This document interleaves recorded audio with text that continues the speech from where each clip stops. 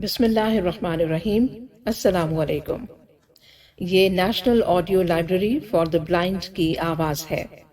آپ سن رہے ہیں حضرت مولانا جلالدین رومی رحمۃ اللہ علیہ کی حکایات پر مبنی کتاب ہکایات-E-Rumi۔ اسے آپ کے لیے پڑھ رہی ہیں فرح ناز۔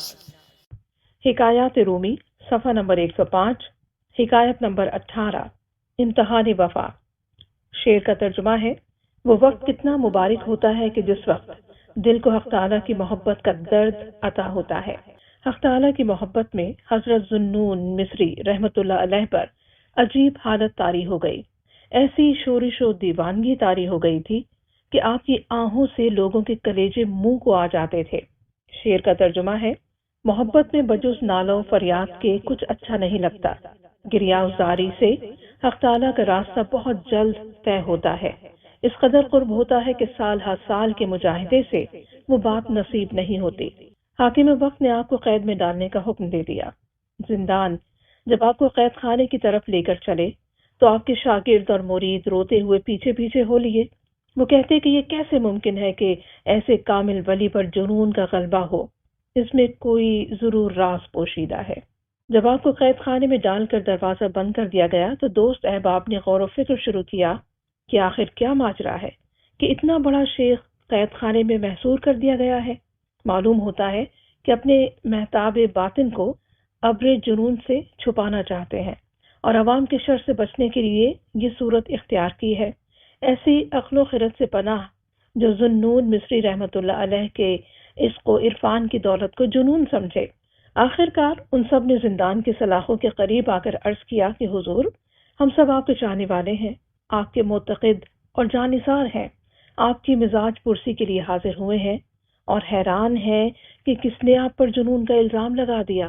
آپ تو دریائے عقل ہیں۔ یہ اہل ظاہر آپ کے مقام قرب اور رفعت باطن سے ناواقف ہیں اور آپ کو مجنون و دیوانہ سمجھتے ہیں، حالانکہ آپ تو سچے عاشق ہیں۔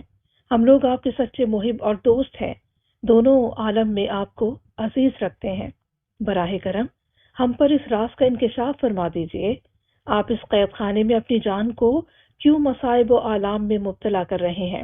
آپ کی ایسی حالت سے ہمارا دل کرتا ہے۔ راز کو اپنے دوستوں سے نہیں چھپایا کرتے۔ حضرت شیخ جنہوں مصری رحمۃ اللہ علیہ نے ان کی گفتگو میں بوئے اخلاص محسوس نہ کی۔ آپ نے دل میں کہا، آؤ ان کی وفاداری اور محبت کو آزمائیں۔ امتحان اخلاص کے لیے ان کی طرف پتھر اٹھا کر دوڑے جیسے پاگل وحشت میں لوگوں کو مارنے کے لیے دوڑتا ہے۔ یہ معاملہ دیکھتے ہی سب لوگ ڈر کے مارے بھاگ کھڑے ہوئے۔ شیخ نے جب ان کو یوں بھاگتے ہوئے دیکھا تو ان کے اعتقاد اور محبت پر قہقہا لگایا اور فرمایا کہ اس درویش کے دوستوں کو دیکھو، ان کی وفا اور الفت کے دعوے سنو۔ اے نادانو، تم محبت و دوستی کو کیا جانو؟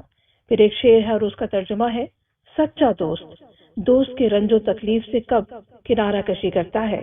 دوست کی دوستی تو پوست ہے اور دوست کی طرف سے رنج اور تکلیف اصلی مغز ہے۔ ایک اور شعر کا ترجمہ ہے: دوست مثل سونے کے ہے اور بلا اور مصیبت مثل آگ کے ہے۔ خالص سونا آگ کی تکلیف میں اور چمکتا ہے اور خوش ہوتا ہے، اور عاشقین خام کا یہ حال ہوتا ہے۔ ترجمہ ہے: اے مخاطب، جب ایک ہی زخم سے تو عشق سے مستعفی ہو گیا اور راہ فرار اختیار کر لی تو معلوم ہوا کہ تجھے ابھی عشق کی ہوا بھی نہیں لگی، تو نے صرف عشق کا نام سن رکھا ہے۔ بس محبت کا راستہ آسان نہیں۔ جو حادثے یہ جہاں میرے نام کرتا ہے، میرا شعور انہیں نظر جام کرتا ہے۔ فقیہ شہر نے تہمت لگائی صوفی پر، یہ شخص درد کی دولت کو عام کرتا ہے۔ درس حیات: جو مصیبت میں کام نہ آئے وہ دوست نہیں۔